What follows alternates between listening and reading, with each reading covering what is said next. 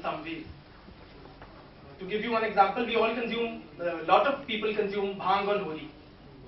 And it is part of our culture, it is part of our religio-cultural complex. You know, it is considered religious or cultural practice, which is very prevalent. To quote a Desi Bill Clinton, we recently had one ex-foreign affairs minister, and you know there was some controversy that there was banned substances being circulated by him in a party in Rajasthan. So it's a part of your cultural milieu, and that makes it all the more difficult to tackle. It is, another problem is that you know it's not just one bad substance; it's addictive. It's extremely addictive, and so how do you tackle such a thing, like at the ideological or advertising level?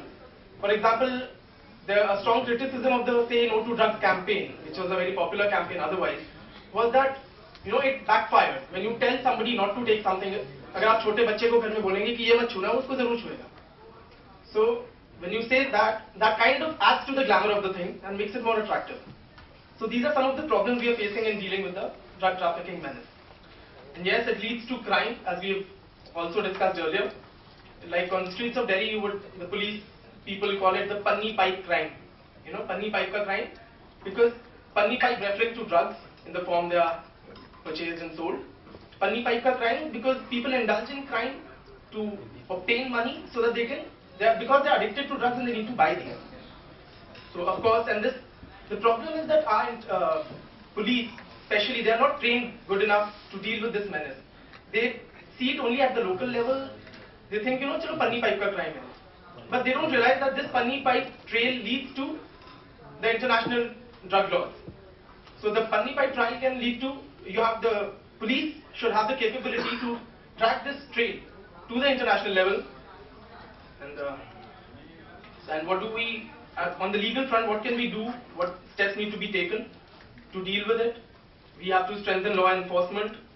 NDPS, which is a fairly successful law, but it also is a very complex law involving some paperwork, which cannot be tolerated in such a field. It has to be lessened, it has to be simplified. Now in the USA, for example, what they do is they do surveillance of suspects. If you know somebody lands on the airport and he's suspected of carrying drugs, in India perhaps the authorities would nab him first. In the US, what they do is at the practical level, they let him go. They would, you know, monitor him, monitor his movements, to whom he is meeting, what is his network, and that is at a later stage they catch it. India yet we do not have that surveillance capacity, and we need to develop that. In the US, another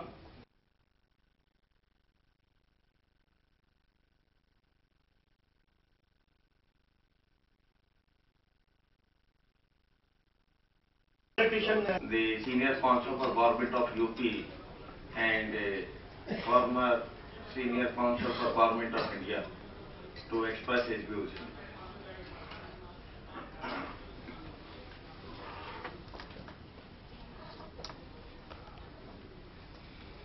Thank you, Dr. Agrawal, all the devotees on the dais, distinguished guests in the audience. As rightly said by all of my predecessor speakers, that drug abuse is not only it affects the individual, I'm sorry, extremely sorry, it simply doesn't affect the individual who consumes the drugs, but this is a chain of international crime and particularly terrorism. Gentlemen, have you ever considered that the drugs like heroin or any other very sophisticated drugs, substances, when they are seized by the police or our narcotic agencies, what happens to that seized material? 2-3 months back, we read in the newspaper and media that one senior IPS officer up to the DIG level from Punjab was prosecuted for the offence that the seized material, huge quantity of this heroin, what was seized by the agencies, was being reset under the patronage of that DIG, who was in charge of that very section. So when money, lust for money goes enormous, and people up to the clerk level, up to the inspector level people, when their assets are unearthed, it comes to the running into crores and crores and crores. So it is quite clear that by using fair means, you cannot earn more than a specific limit. But if your earning goes multifold than your known sources of income, it is self-indicative that there is something black in bottom, and your earnings are not from the fair sources. For that you must be using some unfair means. At the global level, gentlemen, you may consider that there was in Sri Lanka, there was attack by the Lankan army on the Litte people, killing its chief, Mr. Prabhakaran, and there was a complete genocide of this entire outfit. Complete Jaffna state was looted like anything, and entire world community remained silent. Not even a single country, state or nation or leader raised any voice, either from India, either from any other country, United Nations, Amnesty, whatever you call. Had it been in India, every day people like small countries even object when India takes any step in Kashmir or Punjab or any terrorist affected areas. For example, this had not gone much far. Last year, say during same period, at the Diwali season like that, every daylight, common man, while going or sending his child or son or himself in the market, was afraid whether he will get some blast or not. There were frequent blasts in Delhi. It may be Connaught Place, there may be Sarojini Nagar, then there is Connaught Place, Paharganj, then there is Kalkaji.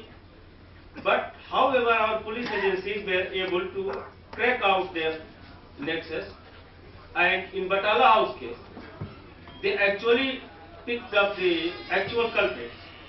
But even from India, our political leaders, just for their petty gains, that they will appease some section of a particular society to get their votes, they started condemning that very inspector who lost his life. His son was suffering from dengue in the hospital. He was struggling with this terrorist, and people were raising finger against that inspector and praising those people. And I am very sorry to say that person sitting very much in position like HRD Minister Arjun Singh, he said that we will provide legal aid to those people who have been being prosecuted in that case. You are the government. If you are going to provide them legal aid, why are you prosecuting at all? Let them go free. So, I was taking just example of Sri Lanka.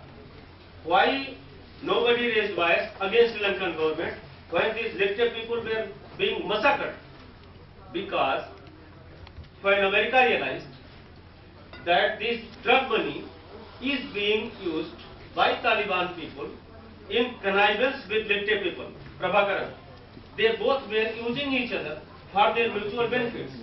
Money generated from the drug trafficking was being used for terrorism people. And when the America realized this thing, they given a free hand to Lankan government to crush these people, and they were crushed. So that it indirectly affects the Taliban, that the money what being generated by pumping the drugs. You know that Afghanistan is a big major opium is being produced there. So that money, that drugs, all are derivatives of the opium, and this money was being used to fund the terrorism.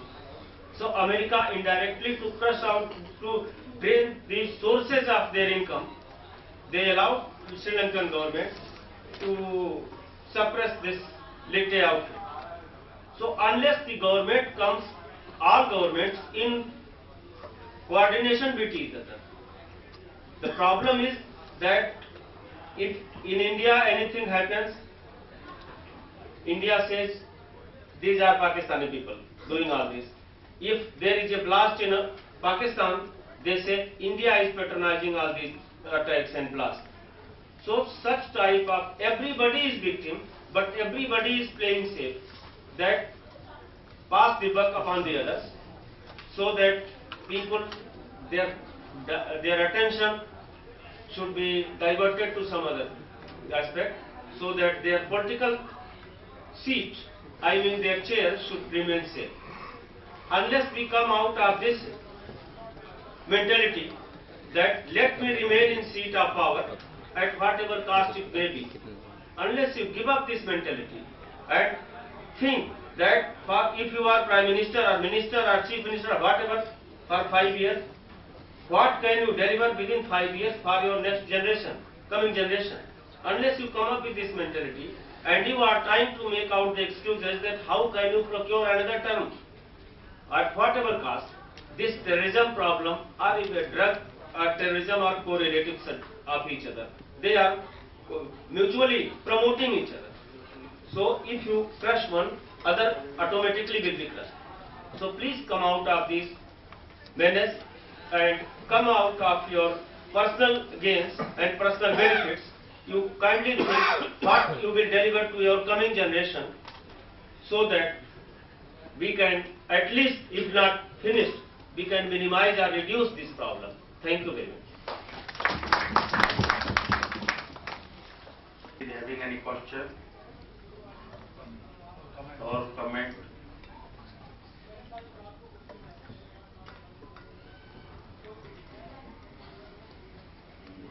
Yes. Yeah. What is the reason not to successfully to punish the accused persons who are involved in the trafficking of the drugs?